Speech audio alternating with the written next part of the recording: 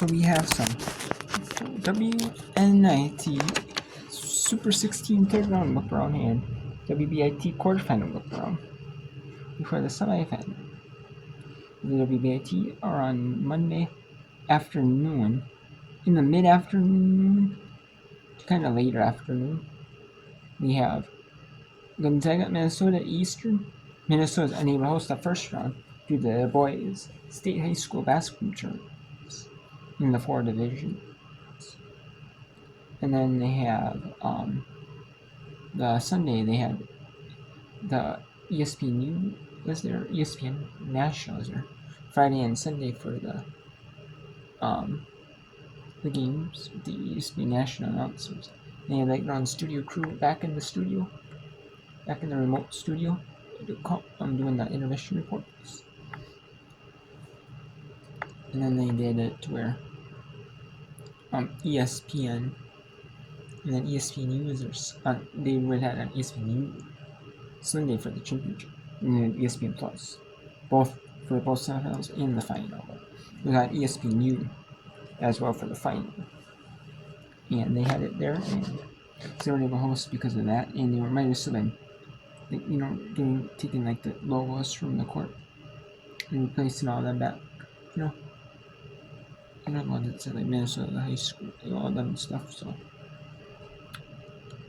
and then on Saturday, and then then we got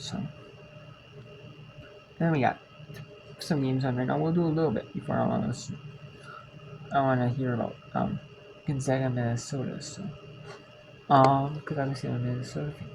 We have Florida. We have Texas Tech at Florida.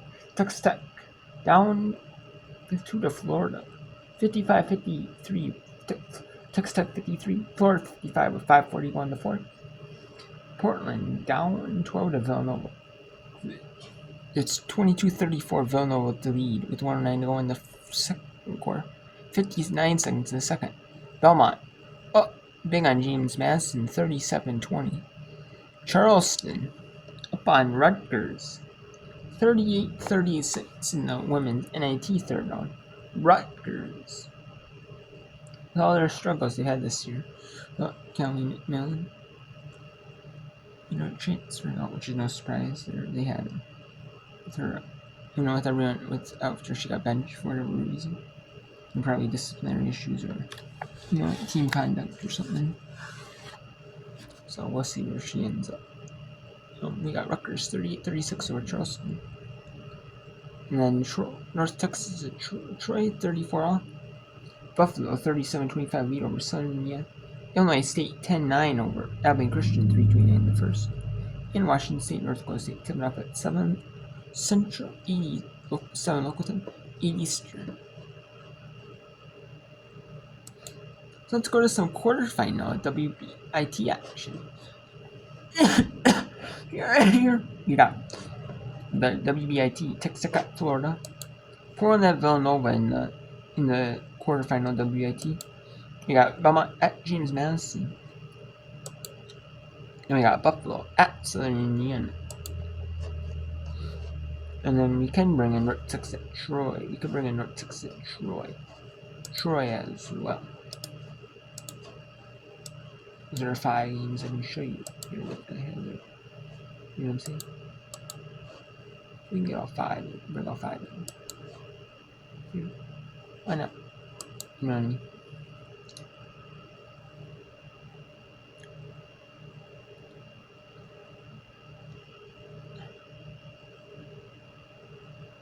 And there's the 3, and that's good.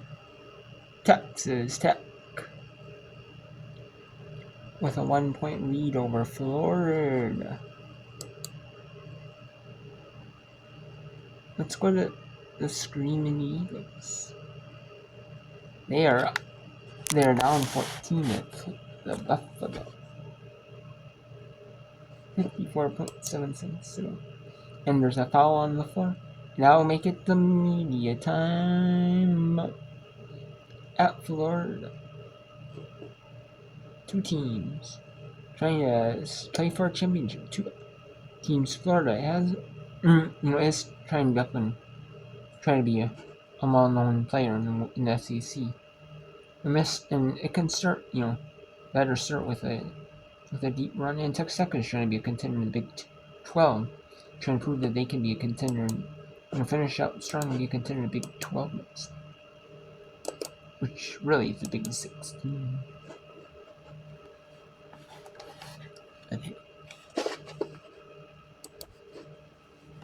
Ejim is a very good player. She's versatile. Excuse it on Sunday due to USI being away from the floor for a couple of weeks between the OVC tournament semifinals and that second-round matchup against Campbell, but just a 4-game hiatus since that one. Cornfield lobs into Beatty with 2 seconds on the shot clock, and she is fouled. So Beatty's going to go to the line with 5.8 to play here in the first half as Rayleigh was trying to draw the offensive foul, but instead picks up her second personal right before the halftime break. Yeah, a little bit late, and I didn't get a great look at where it was, potentially in the half circle down below the basket.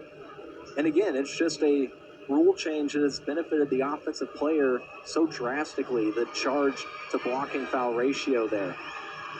Beatty missed her first 2 free throws, but she gets the shooter's roll there on the bounce, and it makes it a 15-point lead for Buffalo. And just such a solid all-around first half. Second free throw is good as another sub comes in, as McKenna Schaefer will check in and Beatty will exit. And also important to remember that just around a year ago today, it might even be a year ago today, when USI played Wisconsin, they had a 19-point lead at halftime and ended up losing that game. Rayleigh with a trail 3 at the buzzer, and off the mark is, that's going to be kind of a synopsis of the first half for USI.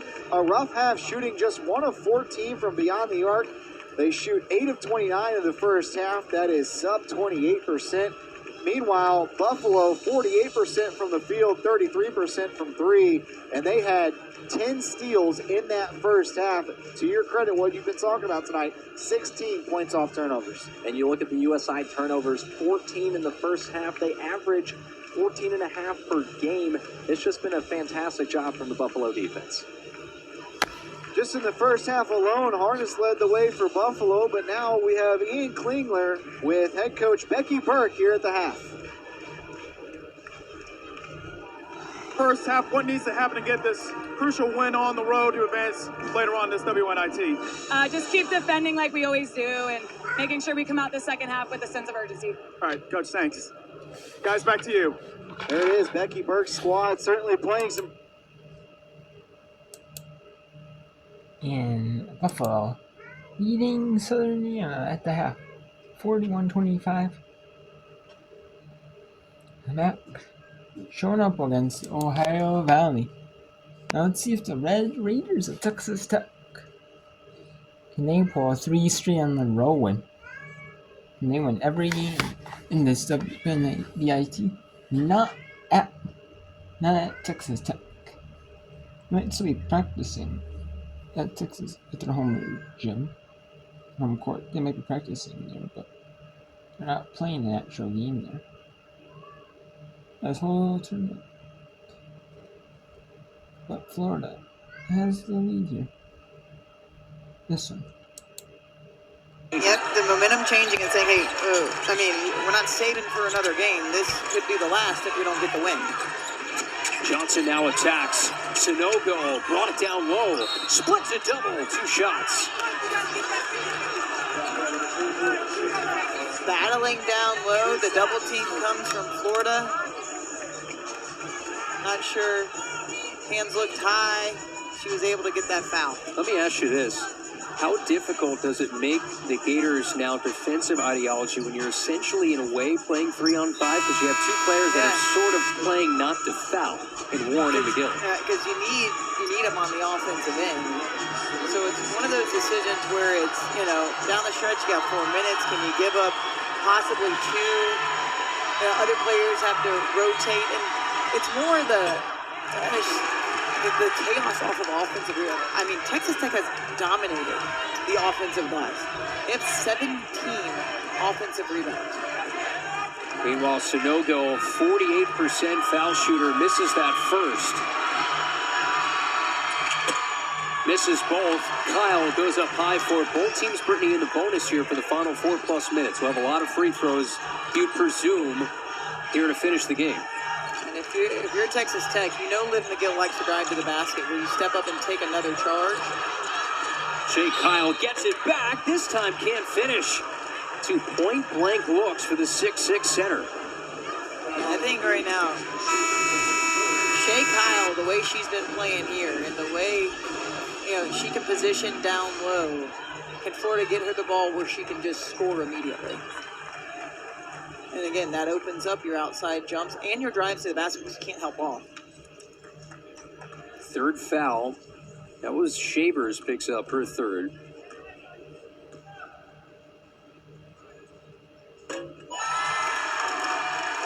Talking about free throws, Texas Tech is probably one of the best free throw shooting teams over the last handful of games. Coming into this game, Brittany, they've only missed 12 foul shots in 71 attempts as a team, shooting at 83%. But tonight, just 9 of 19 from the foul line. A lot of empty opportunities after strike, and the Gators have cashed in a little bit more. 11 of 15 now after Kyle hits both.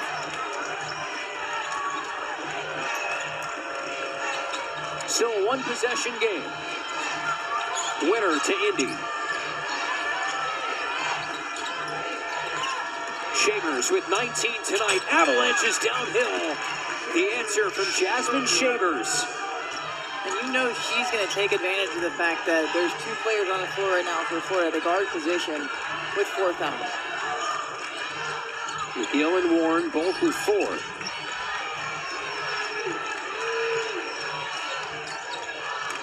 A battle down low right now with Shay Kyle. McGill off the curl, traveled.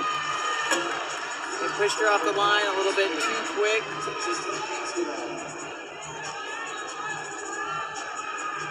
And you see Coach saying, 1 stop, Florida, 1 stop. And the Road Warriors, so the Lady Raiders, keep this magical run and march going. Led by Krista Gerlich, one of the great all-time Red Raiders. Shavers again. Gives it up. Johnson, attack mode. Loose ball, Reynolds. Last touch, Florida. Kelly Ray Finley saying, we want to look at this. And I think timeout. Texas Tech will take the 7 on the shot clock. Yeah, that's a, can they replay and look on that? You can see it's out on Texas Tech. Yeah, Maupin swiped that ball out of play. They won't look at it. So will be Texas Tech ball here. Timeout. It's a big time play for Texas Tech, down 1. Sometimes you catch the break, sometimes you don't. Yeah. And it's how you capitalize down the stretch. Absolutely. Texas Tech take advantage of the fact that you got a gift back to you. Layla Reynolds playing the passing lane. And well, here's the situation. Both teams in the they're bonus. replaying it over and over on the big screen. Timeout situation. Both teams have 3 apiece. Take another look at it. Blown up look.